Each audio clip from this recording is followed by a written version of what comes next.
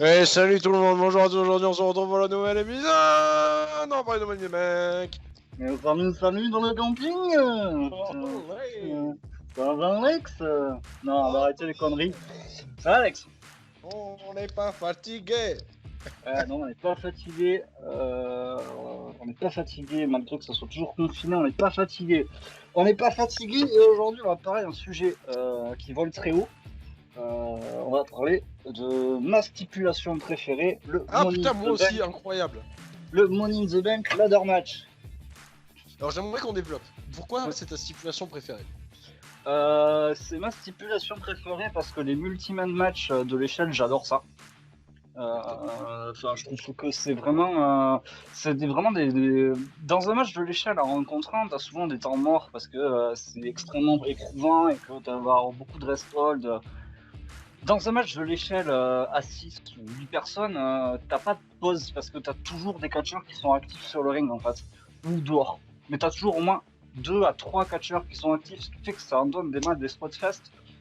Quand bien sûr t'as des gabarits pour faire du spotfest assez impressionnant et assez sans temps mort. Pour sortir du Money in the Bank match, on a quand même eu récemment, il y a 2 ans, un excellent ladder match à NXT qui a mérité un 5-star de Meltzer, qui était pas piqué des hannetons. Et c'est pour ça que j'aime j'aime les ladder matchs en multi, mais particulièrement Money in the Bank parce qu'il y a cette putain de mallette. Alors si vous êtes novice dans le catch, cette mallette donne droit à un match de championnat où on veut, quand on veut, et à couronner beaucoup de grands champions. Est-ce que tu as quelque chose à rajouter, Alex? Pour les mêmes raisons, surtout l'aspect temps mort. Parce que moi, les temps morts dans le catch, je sais ça fait partie du catch, quoi, genre le chain wrestling et tout, mais qu'est-ce que j'aime pas ça. Et surtout, pour ceux qui ont déjà commenté du catch, qu'est-ce que c'est impossible à commenter, quoi. Donc, il y a ça. Et moi, surtout, ce que j'aime beaucoup, au-delà du match en lui-même, c'est qu'en fait, l'aspect Money in the Bank, allez, on va dire à 80%, ça engendre sur quelque chose de bien. Parce qu'il y a des matchs que t'aimes ou t'aimes pas. Des fois, ok, ça va être cool ou pas. Et enfin, je veux dire, par exemple, il y a beaucoup de gens qui ont aimé le Boneyard match là. Et au final, le gars s'est fait enterrer, il revient 3 semaines après. Donc, ça par exemple, en termes de. Si t'as aimé le match, en termes d'enchaînement, ça pue la défaite un peu. Alors que le Money in the Bank, généralement, ça peut arriver qu'il y ait des fausses notes, mais généralement, ça engendre sur du lourd, quoi. Sur du lourd, sur des moments hors du Money in the Bank, parce que le Money in the Bank, ça déclenche quelque chose. À partir du moment où la mallette, elle est gagnée, à tout moment, on peut avoir un cash-in de la mort et donner sur une situation qui va vous faire marquer à mort. Et ça, c'est ce que j'aime dans le Money in the Bank, c'est que c'est rare de pouvoir déjà prédire le gagnant d'un Money in the Bank. Moi, j'ai souvent été surpris par les Money in the Bank. Ah bah, surtout en dernier. Surpris en bien et en mal d'ailleurs. On en parlera plus tard. Mais vraiment, l'aspect surprise et inattendu du Money in the Bank sera. Ce match, cette mallette, c'est quelque chose de très particulier. Et si un jour il l'arrête, je serais vraiment très triste. Ah, grave, ah, grave. Et puis, ça lance des carrières en plus, quoi. Ça lance des carrières, ça lance des runs plutôt sympas. Bon, ça flingue des carrières aussi, malheureusement. Je le citerai dans la deuxième vidéo, mais de mes plus mauvais moments de Money in the Bank.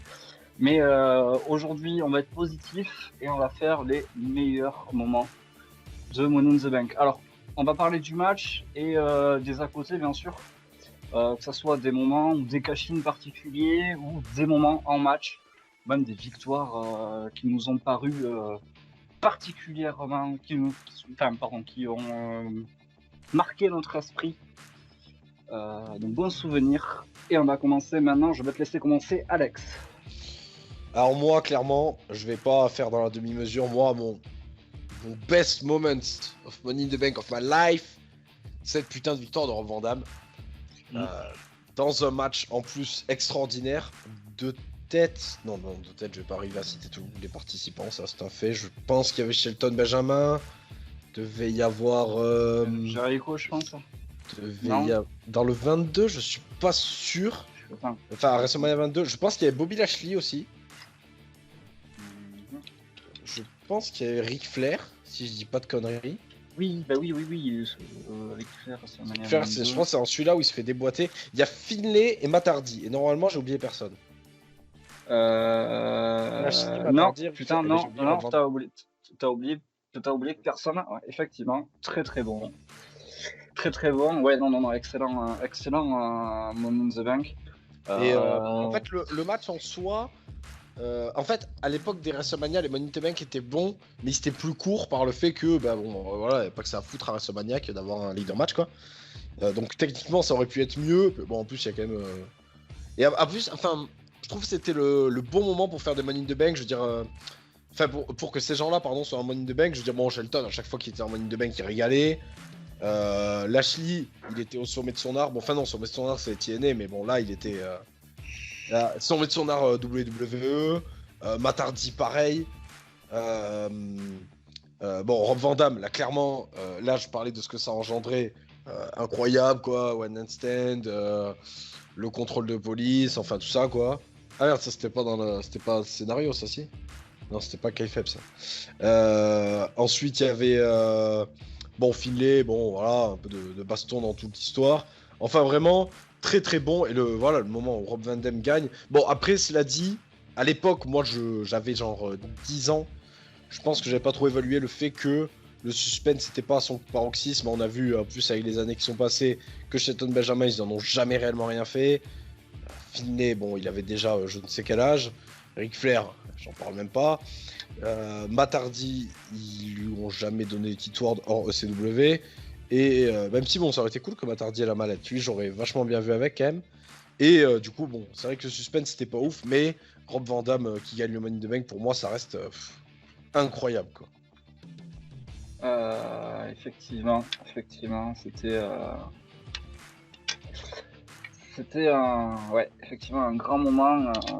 C'est le fois où plus le contexte de l'époque avec le CW rend la chose particulièrement exceptionnelle, vu que Rob Van Dam cachera la mallette contre John Cena à One Night Stand. Et là, le cash, c'est là où on va parler du cash, on va enchaîner sur le cash. Si on doit parler du cash, il est historique parce qu'il a tout en fait. C'est le premier où le mec ne cache pas, au dépourvu, quoi. Le mec annonce, le gars pose en plus une stipulation, en plus dans un show, bon, grand guillemets, ECW, enfin, le gars gagne après le titre WWE devient le titre CW, dans une ambiance, enfin, si vous avez pas vu One Night Stand 2006, c'est un show qu'on vous conseille. Ouais, franchement, là, là, clairement, c'est un classique. Clairement, celui-là, là, c'est classique de chez. Je pourrais faire 15 vidéos dessus tellement ce show est incroyable. Et donc, ouais, ce Money in the Bank, quoi, le moment est incroyable et tout ce qu'il engendre est incroyable, quoi. Clairement, enfin ouais, juste un peu dommage que moi j'ai toujours regretté que Rob Van Dam n'ait pas gagné par lui-même, qu'il ait besoin de l'intervention d'Edge. Alors, oui, mais la ref à Rick Rude elle est stylée. Yes, ouais, je suis d'accord, mais en 2006, je pense que la ref à Rick Rude, les fans de WWE l'avaient pas, donc elle est stylée mais moyen, quoi. Mais oui, je suis d'accord avec toi, ouais. Mais c'est Cena, donc on peut pas attendre, on va pas faire on va pas faire gagner Cena. Mais après ça a aussi mis tellement over Edge, quoi, donc. Effectivement, ouais, oui, c'est. Edge, d'ailleurs, ouais, je vais renchaîner là-dessus. Attends, je coupe parce que là on parle chinois pour ceux qui auraient pas vu le show, mais en gros, donc Rob Van Dam cash à One Night Stand dans un match Extreme Rules, enfin aux règles CW, donc c'est-à-dire il y a un pas, quoi.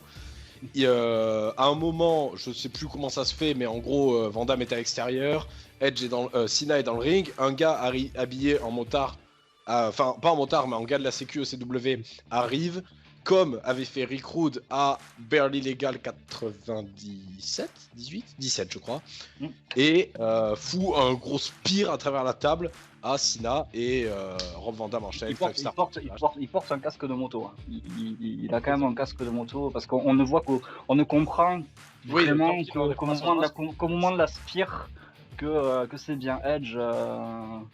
Et Sachant qu'en plus, on voit Edge avant dans le show en heel, qui affronte avec Mick Foley, qui affronte Terry Funk et Tommy Dreamer. Et donc Van Damme en profite, 5-star Frog Splash, le tombé, 1, 2, 3, nouveau champion. Et oui, bah voilà, Cena, comme d'habitude, ne peut pas perdre clean, sinon, non, catastrophe. Nouveau champion ECW. Incroyable. Tout annoncé comme étant champion ECW. Enfin, le mec arrive à Raw, je crois. Le gars arrive à Raw avec 2 titres, enfin... Tout ce que ça incombe, bien sûr, l'entrée de Cena s'aborder vers le... Mais je pense qu'on fera un podcast sur One Night Stand 2600 Non, mais ça c'est obligatoire. Bon. Voilà. Ce show est très cher à nos deux cœurs. Et du coup, je pense qu'on... Oui. On fera un podcast là-dessus. Alors, je vais revenir, on parlait d'Edge, mon petit moment, premier Money in the Bank ladder match et victoire de Edge. Le tout premier. On ne savait pas. On ne savait. Excuse-moi, j'essaie de me remémorer. Chris Benoit, Kane, je crois aussi. Je suis en train de. Je me souviens plus. Jericho, Chris Benoit, Kane, Edge et Jeff, non? Non, déjà Jeff? Non, attends. Putain, mais c'est moi qui suis con, quoi. Christian, peut-être? C'était WrestleMania 21. Ouais, bah oui, je suis con. WrestleMania 21. Il y avait Shelton, j'oublie Shelton. Il y avait Shelton, bah j'ai tout dit. WrestleMania 20. Ouais, t'as tout dit. WrestleMania 21, ouais, la victoire de Edge. Ouais, bien Christian, il y avait Christian. Le match qui était tout nouveau, tout beau. La stipulation proposée par Chris Jericho, du coup. Qui ne gagnera jamais le match, finalement. Il ne gagnera jamais le match, effectivement. De toute façon, parmi les gens qui étaient dans ce match, qui gagnera le Money in the Bank plus tard, à part Kane Edge, techniquement, regagnera la mallette. Ouais. Chris Benoit mourra 2 ans plus tard. 2 ans plus tard, il aurait quand même eu le temps, techniquement. Shelton ne l'a jamais gagné après moult participants. Ouais, c'est tout. Non, c'est tout. En même temps, il n'y a pas de 500 000 personnes qui ont gagné des mallettes non plus. C'est vrai. Cette victoire, elle est particulière parce que c'est la première, que c'est vraiment, je pense, ce moment-là qui a fait exploser Edge. En solo, ouais. Il a réexplosé à One Night Stand, mais je pense que c'est vraiment le moment qu'il a lancé. Alors t'as dit à One Night Stand, mais non, il explose même avant New Year's Revolution, quand il fait le cash, justement. Parce que une chose qu'on n'a pas précisé, c'est que quand vous gagnez le Money in the Bank, vous avez 1 an pour l'utiliser. Il faut savoir que Edge avait attendu longtemps. Et avait attendu, ce qui fait que entre le moment où il cache le Money in the Bank et le moment où il y a un nouveau Mr. Money in the Bank, il y a 2 mois, quoi. 3 mois peut-être, hein. De quoi, pardon? Entre le moment où il cache et le moment où il y a un nouveau où Van Damme gagne le match, il y a 2-3 mois. Il y a 2 mois, ouais. Voilà, donc une période très courte. Et effectivement, son cash à New Year's Revolution. Avec John Cena qui pisse le sang. Et puis gros match, hein, l'Elimination Chamber. Moi, c'est un de mes préférés, Elimination Chamber 2006. Bon, là, on va pas parler d'Elimination Chamber, mais ouais, malheureusement, le match est solide, même si Cena le gagne. Encore une arnaque, ça, mais. Ouais. Oui, mais il le gagne pour se faire piquer la ceinture. Juste après.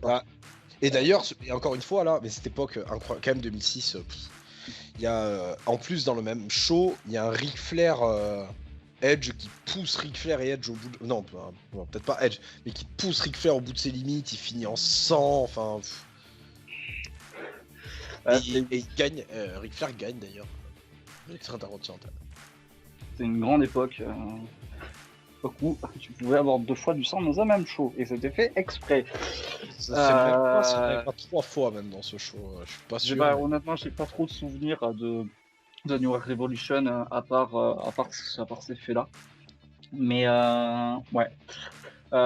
Victoire, première victoire premier cash-in réussi. Malheureusement, on va souvent parler de John Cena parce que John Cena est souvent lié au Money in the Bank.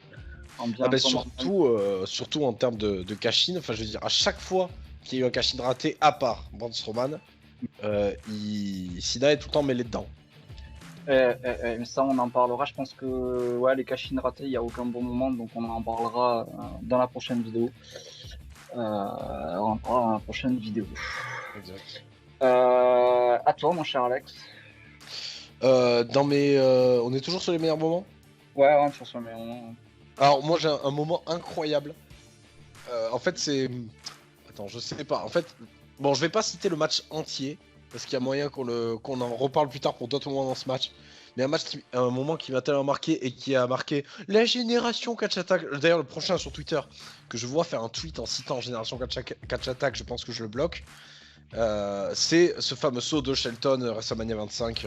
Oui. Alors, il y en a eu d'autres entre temps. Je crois qu'Evan Bourne en fait un incroyable dans le même genre. Il fait pas du haut d'une échelle, il le fait du haut d'une échelle posée sur une échelle, mais il fait un shooting star press d'anthologie, Et je crois que Kofi aussi fait une perle. En plus, on était à l'époque où le shooting star press représentait encore quelque chose dans le catch. Exact, oui. Désolé pour certains catcheurs, mais aujourd'hui, n'importe quel connard peut faire un shooting star pass, j'ai l'impression. C'est bien dommage. Oui, alors précise que t'as l'impression. Parce que... oui, mais aujourd'hui, c'est devenu une crise, pas si exceptionnelle que ça. C'est comme les Spanish Fly, tu vois. Voilà. Bref, on s'écarte. Le catch évolue. Hein. Ouais. Mais et en fait, ça me fait en venir au fait que Shelton a participé à tous les Money in the Bank quand il était sous contrat avec WWE jusqu'à ce qu'il... D'ailleurs, son dernier match, c'était Money in the Bank de WrestleMania 26, je crois. Ou celui-là, le 25 d'ailleurs. Non, ça m'étonnerait ça. Mais je pense que c'est le 26. Et à chaque fois, il te ramène un nouveau truc. C'est lui qui avait fait ce spot, qu'il y a plein qui l'ont refait depuis. Quand t'as l'échelle qui est en travers, et tu sais, tu cours sur l'échelle qui est en travers pour faire ça, voilà, ça c'est lui. Pareil, poser l'échelle contre les cordes pour sauter à l'extérieur. Je pense que quelqu'un... Je m'étonnerais pas quand ça boue, il ait déjà fait ça à l'OCW, mais dans un Money in the Bank avec à WrestleMania, quoi, personne n'avait jamais fait ça. Et je crois que ce dive, ça reste quand même le. Moi j'ai arrêté de respirer quand il a divé. Il saute d'une échelle qui est méga haute, qui est inutilement haute d'ailleurs, parce que je crois que c'est truc, et l'échelle bouge un peu au moment où il saute, tu fais et ça part. Il saute dans le vif, heureusement il est bien réceptionné. Mais vraiment, Et puis gratuit, parce que ça sert à rien, clairement, il fait ça, bon voilà, les autres sont restés par terre 5 minutes. C'est juste du spectacle, quoi. Le dive de Shelton dans la main. Il y en a un aussi là où il est tout aussi impressionnant parce qu'il était avant, je pense qu'il aurait été après, ça aurait été moins, mais je crois que c'est au 22, je crois que c'est au 22 d'ailleurs, où il met l'échelle genre sur les cordes, enfin un bout sur le ring, un bout sur la troisième corde, et il s'appuie et tu sens que c'est tellement millimétré, à une seconde près, l'échelle elle se renversée, son truc c'était un flop total, il se niquait la nuque, au revoir, merci, fin de carrière quoi. Et Shelton vraiment, je pense que pour moi le catcheur qui a le plus marqué les Money in the Bank c'est Shelton. Ouais, je suis assez d'accord. Il aurait pu en avoir d'autres si on leur avait laissé. Je pense que Morrison, par exemple, si tu le laisses dans des Money in the Bank chaque année, clairement, tu t'en rappelles toute ta vie, quoi. Mais lui, clairement, ouais, il a. Moi, en tout cas, je pense Money in the Bank, je pense Shelton Benjamin. Oui, t'as raison. Je plus sois ce que tu dis. Bon, ça va être très dur pour moi de dire ça, j'en reviens pas. Mais un des moments qui a marqué ma vie de jeune fan de catch. CM Punk. C'est le premier, les deux cash-in de CM Punk. Le cash-in à Raw, incroyable. Putain, sur Edge qui vient de se faire massacrer par Batista. Je préfère l'autre, moi, mais. L'autre est encore plus. Celui-là m'a marqué plus, mais l'autre est symbolique parce qu'il marque un heel turn instant de CM Punk qui Incroyable. était complètement pas voulu à la base en plus. Il voulait garder Punk face. Bon, ben, ce cash-in sur un Jeff Hardy qui est épuisé après. Putain, t'as vu, ça, un de mes bons moments qui comprend 2 catcheurs que je peux pas blairer. T'as vu, Putain, c'est incroyable quand même. Ouais. Ouais. Bah, tu vois, Et- ça c'est vrai, c'est réellement incroyable. C'est que les mecs, même si tu peux pas les libérer, ils sont tellement incroyables que tu sais, tu peux pas nier l'évidence quoi. Ouais. Puis la rivalité entre les deux, c'est. Puis le départ de Jeff Hardy juste après. Ouais, bref.